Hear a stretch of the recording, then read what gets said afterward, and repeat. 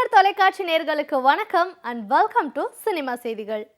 இந்த வாரமோ சினிமா செய்திகள் நிகழ்ச்சியில தமிழ் சினிமால கடந்த சில தினங்கள்ல நடந்த படப்பூஜைகள், பத்திரிகையாளர் சந்திப்பு, இசை வெளியீட்டு விழா, ஷூட்டிங் ஸ்பாட் இது எல்லாத்தையுமே காட்சிகளா பார்த்து ரசிக்கலாம்.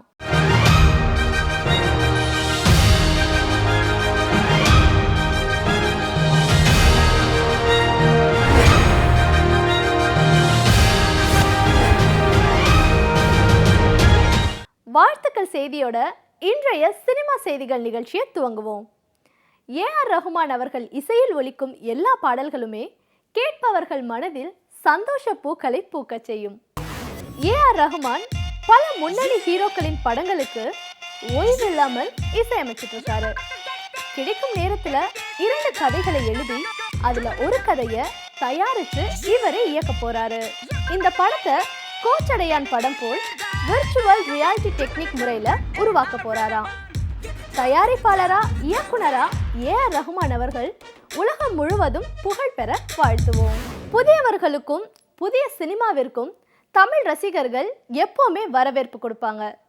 அந்த நம்பிக்கையில ஜே.பி. அமுல்ராஜ் தயாரிக்க பி.ஆர். ரவி இயக்கி நடித்திருக்கும் திரைப்படம் உயிர்கொடி.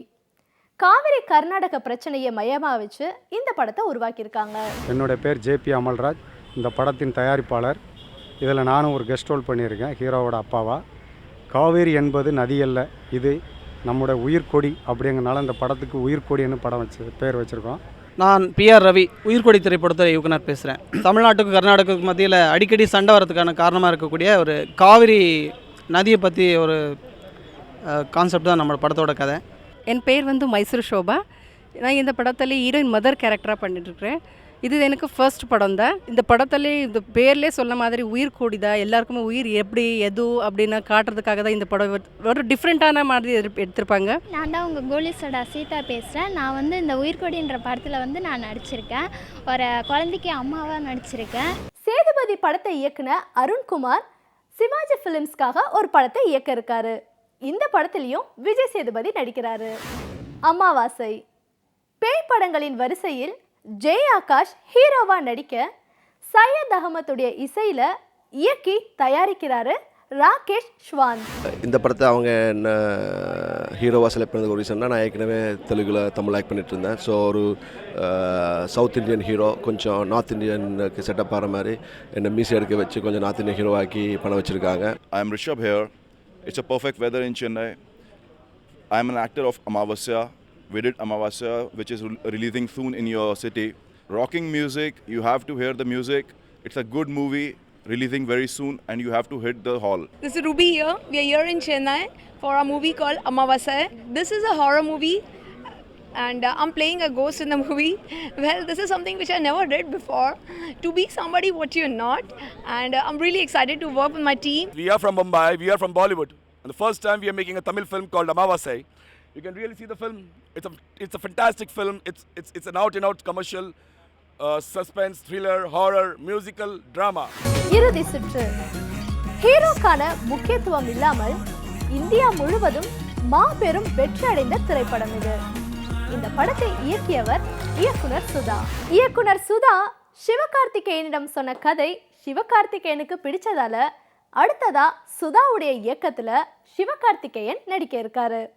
இந்த படத்தை தயாரிக்கிறாரு ஏ.எம். ரத்னம். பஞ்சு மிட்டாய் படத்தின் இசை வெளியீட்டு விழாவை பார்க்கலாம். மாகாப்பா ஆனந்த், நிகிலா, சென்ட்ராயன் நடிக்க டி. இமான் இசையமைச்சிருக்காரு. எஸ்.பி. மோகன் இயக்க தயாரிச்சிருக்காரு ரமேஷ். பஞ்சு மிட்டாய் படத்தின் தயாரிப்பாளர் என்ற முறையில் இந்த படத்தில் வர அனைத்து இதுவும் விஷுவலாக உங்களுக்கு நல்லாவே பிடிச்சிருக்கும். மாய யதார்த்தமாக ஒரு ஃபேண்டசி காமெடி எல்லாமே ஜனரஞ்சமாக இருக்கும். குடும்பத்தோடு நீங்கள் பார்க்குற மிகப்பெரிய திரைப்படமாக உங்களுக்கு இருக்கும். இது கலருங்கிற ஒரு ஷார்ட் ஃபிலிம் நான் நாளைய கணரில் கலைஞர் டிவியில் பண்ண கலருங்கிற ஒரு ஷார்ட் ஃபிலிம். அது எல்லாத்துக்கும் பிடிச்சது. சீசன் 1 நான் பண்ணியிருக்கேன். அதுதான் ஃபியூச்சர் ஃபிலிமாக எக்ஸ்பேண்ட் பண்ணி இந்த ஷார்ட் ஃபிலிமை இந்த ஃபியூச்சர் ஃபிலிமை பண்ணியிருக்கோம். பஞ்சு மிட்டாய்ங்கிற படத்தை பண்ணியிருக்கோம். இதில் மாகாப்பா ஆனந்த் மிக சிறப்பாக பண்ணியிருக்காரு. மிக சிறப்பான இந்த கதைக்கு அவர் மிக சிறப்பாக அடாப்டடாக ஒன்றிணைஞ்சு மிக சிறப்பாக ஆக்ட் பண்ணியிருக்காரு. இமான் சாருடைய இசையில் இந்த ஆடியோ ரிலீஸ் ஆகிறது அப்படின்றது ஒவ்வொரு பாடலுமே அவ்வளோ அழகாக இருக்கும். ஏற்கனவே இந்த சிங்கிள் ட்ராக் மை ஒய்ஃப் ரொம்ப பியூட்டிஃபுல் அப்படின்ற சாங் கேட்டிருப்பீங்க. ப்ளஸ் இந்த படத்தில் வந்து நான் வந்து பார்த்திங்கன்னா 3 முக்கியமான கதாபாத்திரங்கள் இருக்காங்க. என்னோடய ஹீரோயின் நிக்கிலா, அதுக்கப்புறம் சென்ட்ராயன், அதுக்கப்புறம் நான். இந்த 3 பேர் தான் வந்து இந்த விஷயம். இந்த கழுதை அப்படின்றது வந்து பார்த்திங்கன்னா ஒரு முக்கியமான ஒரு விஷயம் இந்த படத்தில். இந்த படத்தில் சிஜி போர்ஷன் வந்து ஒரு பெரிய ஒரு முக்கியமான ரோல் வந்து ப்ளே பண்ணுது. அண்ட் இந்த படத்துடைய பேக்ரவுண்ட் ஸ்கோரிங்கே வந்து பார்த்திங்கன்னா நிறைய 3 to 4 layers ஆஃப் ஸ்கோரிங் இருந்தது. ஏன்னா ஃபஸ்ட்டு லெவல் வந்து ஸ்கோரிங்காக வந்துச்சு டேபிளுக்கு. இந்த ஒரு first of its kind magical realism அப்படின்ற ஒரு ஃபர்ஸ்ட் ஆஃப் இட்ஸ் கைண்ட்குள்ளே நானும் ஒரு பகுதியாக இருக்கேன். நினைக்கும் போது ரொம்ப சந்தோஷமாக இருக்குது. நான் நிக்கிலா விமல் பேசுகிறேன். இந்த படத்தில் என்னோடய கேரக்டர் பேர் வந்து ரஞ்சி. ஒரு இன்னசென்ட்டான ஒரு கேரக்டர், ரொம்ப இன்னசென்ட்டாக, ரொம்ப பப்ளியாக அந்த மாதிரி ஒரு கேரக்டர் தான். ஃபன்னாக இருக்கும் இந்த மூவி. மோஸ்ட்லி வந்து ஒரு மேஜிக்கல் ரியலிசம்ன்ற ஒரு அட்டெம்ப்ட் தான் இந்த படத்தில் கொண்டு வந்திருக்கோம். எத்தனை படங்கள் செஞ்சிருந்தாலும் ஒவ்வொரு படமும் ஒவ்வொரு பாட்டும் எங்களுக்கு ஒரு புதிய அனுபவம். ஸோ இந்த பாட்டை என்னுடைய இளைய மகன் அஜய் சிவசங்கர் டான்ஸ் மாஸ்டர் தான் பண்ணியிருக்கார். என் பேர் ராதிகா, நான் டான்ஸ் கொரியோகிராஃபர். ஆக்சுவலி இந்த படத்தை பற்றி சொல்லணும் அப்படின்னா இட்ஸ் ஒரு கசப்பான மருந்தை இனிப்பு கலந்து கொடுப்பாங்க இல்லையா குழந்தைங்களுக்குலாம், அந்த மாதிரி ஒரு பியூட்டிஃபுல் மெசேஜை கலர்ஃபுல்லாகவும் காமெடியாகவும் உங்ககிட்ட எடுத்துகிட்டு வந்து சேர்க்குறாரு. என் பேர் ஆண்டனி அருள் பிரகாஷ். நான் வந்து கூத்துப்பட்டை நடிகர்னா நான் இந்த படத்தில் ஒரு சின்ன கேரக்டர் பண்ணியிருக்கிறேன். ஆக்சுவலாக கலருங்கிற பேரில் இந்த ஷார்ட் ஃபிலிமை பார்த்தேன்னா ரொம்ப ஒரு அற்புதமான படம். எனக்கு இந்த படத்தில் வாய்ப்பை கொடுத்த டைரக்டருக்கு நன்றி செலுத்திக்கிறேன். கடந்த வாரம் போல இந்த வாரமும் சூப்பர் ஸ்டார் ரஜினிகாந்த் அவர்களின் படத்தை பற்றிய செய்தியை பார்க்கலாம். 2.0 படத்துக்கு பிறகு ரஞ்சித் இயக்கத்தில் தனுஷ் தயாரிக்க இருக்கும் படத்தில் சூப்பர் ஸ்டார் ரஜினிகாந்த் நடிக்க இருக்காரு. இது எல்லாருக்குமே தெரியும். இந்த படத்தில் ரஜினிகாந்த்க்கு ஜோடியா வித்யா பாலன் நடிக்க ஒப்பந்தமாயிருக்காங்க. ராகுல் பிரீத் சிங் இப்போ தமிழில் மீண்டும் நடிக்கிறாங்க. செல்வராகவன் இயக்கத்தில் சூர்யாவுக்கு ஜோடியா ஒரு படத்துலையும், தீரன் அதிகாரம் 1 இந்த படத்துல கார்த்திக்கு ஜோடியாவும் நடிக்கிறாங்க. கோம்பை ஆஷிஷ் இஸ்மாயில் இயக்க உண்மை சம்பவத்தை மையமாக கொண்டு உருவாயிருக்கும் திரைப்படம். 3 இசையமைப்பாளர்கள் இசையமைக்க சார்லஸ் ஹீரோவாக நடிச்சிருக்காரு. இந்த படத்துடைய இசை வெளியீட்டு விழாவை பார்க்கலாம். என் பேர் வந்து ஆஃபிஸ் இஸ்மாயில். ஒரு புது பசங்களை வச்சு ஒரு படம் பண்ணியிருக்கு. It's a combo, entirely different. It's a subject வைஸில் இது ட்ரீட்மெண்ட் வைஸிலும் எல்லாமே நல்லா பண்ணியிருக்கு. ஒரு வில்லேஜ் மக்களுக்கு தேவையான ஒரு ட்ரீட்மெண்ட்டோடு தான் படத்தை கொடுத்துருக்கு. என் பேர் சார்லஸ். நான் கோம்பை படத்தில் கதாநாயகனாக நடிச்சிருக்கேன். ஸோ தமிழில் முதல் முறையாக கோம்பைன்ற படத்தில் ஒரு டீமாக நாங்கள் எல்லாருமே அறிமுகமாகிருக்கோம். இந்த படம் முழுக்க புது நடிகர்களை சார்ந்த ஒரு திரைப்படம். படம் ரொம்ப நல்லா வந்திருக்கு. என் பேர் ஈஸ்வரன். இந்த படத்தை மொத்தம் 4 பாட்டு இருக்குது. அது 4 பாட்டில் 3 பாட்டு நான் எழுதியிருக்கேன். இன்னொரு பாட்டு என் நண்பர் இருசீர் எழுதியிருக்கா. பாட்டு எல்லாம் நல்லா வந்திருக்கு. என் பேர் டென்னிஸ். இந்த கோம்பை படத்தோட 3 மியூசிக் டைரக்டர்ஸில் ஒரு ஆள் நான். இந்த படத்தில் வந்து மொத்தம் 4 சாங் இருக்குது. அதில் ஒரு சாங் ப்ளஸ் பேக்ரவுண்ட் மியூசிக் தான் நான் பண்ணியிருக்கேன். இது என் முதல் தமிழ் படம். எல்லோரும் சப்போர்ட்டுக்கு வேணும். அதுக்காக தான் இந்த மியூசிக் லான்ச் நடக்க போகிறேன். அதுக்கு இந்த கோம்பை படத்தில் எல்லாரோட ஃபுல் சப்போர்ட்டாக கிடக்கணும்னு கேட்குறேன். சிரிக்க விடலாமா விநாயக் ஹீரோவா நடிக்க சௌமியா ஹீரோயினா நடிச்சிருக்காங்க. பவர் ஸ்டார் ஸ்ரீனிவாசன் உள்பட பல பேர் நடித்திருக்கும் இந்த படத்தை தயாரிச்சிருக்காரு ஜெயக்குமார்.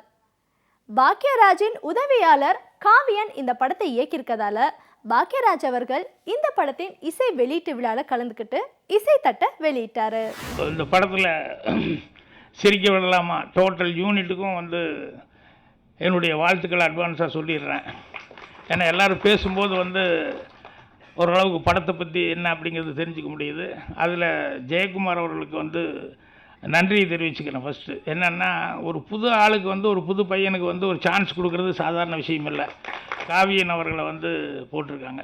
இந்த படத்தில் ஒவ்வொரு நிமிஷம் சும்மா சாதாரணமாக எல்லாம் சிரிச்சுக்கிட்டே இருக்கணும். ஒவ்வொரு ஆர்டிஸ்ட்டும் சிரிக்க வச்சுக்கிட்டே இருக்கணும். இந்த படத்தில் பார்த்தோன்னா மெயினானவர்கள்லாம் மனசு குளிர வைக்கிறதுன்னு சொல்லுவாங்க. சந்தோஷத்துலேயே பெரிய சந்தோஷம் அடுத்தவங்களை சந்தோஷப்படுத்தி பார்க்குறது அப்படின்வாங்க. டைரக்டர் சொன்ன மாதிரி அதேமாரி இந்த கதையிலே பார்த்தோன்னா எல்லாத்தையும் சந்தோஷப்படுத்தணும். அந்த மாதிரி தான் இருக்கேன். என்னுடைய சொந்த முயற்சியில் சம்பாரித்து இந்த படத்தை எடுக்கிறதுக்கு முயற்சி பண்ணேன். இப்போ விஆர் விநாயகர் வந்து பார்த்தார். என்ன ஒரு கதையை சொன்னார். சார் இது ரொம்ப காமெடி படம் சொன்னார். 2-3 சீன் சொன்ன உடனே பிடிச்சி போச்சு. சரி போய் எடுத்துடலான்னு சொல்லிட்டு பிளான் பண்ணி கிளம்பி போயிட்டோம். ரொம்ப காமெடியான படம், ரொம்ப ரசித்து நீங்கள் பார்க்கலாம். இந்த படத்தோட ப்ளஸ் வந்து நம்ம சார் வந்து ப்ரொடியூசர் சாரே பாடியிருக்காரு. அவரோட வாய்ஸில் ஃபஸ்ட் சாங் ரொம்பவே நல்லா இருந்திருக்கும். Definitely this is one of the most rewarding moment in my life. இப்போ வந்து எல்லாரும் பல பல பிரச்சனையில் இருக்கு. இப்போ காமெடி என்ற நாள் அது வந்தால் உண்மையில் போனேன்னா 5 நிமிஷம் ரிலீஃப் ஆகிறதுக்கு தான் எல்லாரும் முயற்சி பண்ணுவேன். ஆனால் வந்து இந்த படம் பார்த்தோன்னா நீங்கள் அவ்வளவு சிரிப்பாக வந்துடும். அவ்வளோ நல்லா அழகாக டைரக்ஷன் பண்ணியிருக்காங்க. இந்த படத்தில் பார்த்தீங்கன்னா மொத்தம் சிரிக்க விடலாமல் வந்து டைரக்டரும் சரி, டைரக்டருக்கு ஏற்ற மாதிரி கேமராமேனும் சரி, கேமராமேனுக்கும் டைரக்டருக்கு ஏற்ற மாதிரி ப்ரொடியூசர் அண்ட் பாடலாசிரியர் இசையமைப்பாளர் இவங்க 3 பேரும் ஒன்று சேர்ந்து எடுத்த படம்ன்றதுனால இதை நிச்சயமாக சிரிக்க விடலை. சிரிக்கிறதுக்காக உங்களை விட்டுருக்காங்க. நீங்கள் நிச்சயம் சிரிப்பீங்க. இது சிரிக்கத்தை பார்த்து ரசிக்கிறதுக்குன்னு நாங்களும் ரசிச்சுக்கிட்டே இருப்போம். இந்த படம் வந்து உண்மையிலே ரொம்ப பாராட்டக்கூடிய படம்னு சொல்லணும். சிரிக்க விடலாமா லட்டு படத்துக்கு அப்புறம் இந்த படம் எனக்கு ஒரு பேர் கிடைக்கணும் ரொம்ப நான் நம்புகிறேன். ஏன்னா அந்தளவுக்கு தேனியில் கொண்டு போய் உட்கார வச்சு உரின்னு உரிச்சு எடுத்துட்டானுங்க 30 நாளாக. ஒரு சின்ன பட்ஜெட் படம்ன்ற கான்செப்டே நம்மளுக்கு தெரியாத அளவுக்கு எல்லாம் செலவு பண்ணார். எந்த ஒரு விஷயம் கேட்டாலும், டான்ஸஸாக இருந்தாலும், சோலோ டான்ஸஸாக இருந்தாலும், பவர் ஸ்டார் சொல்லவே வேணாம்.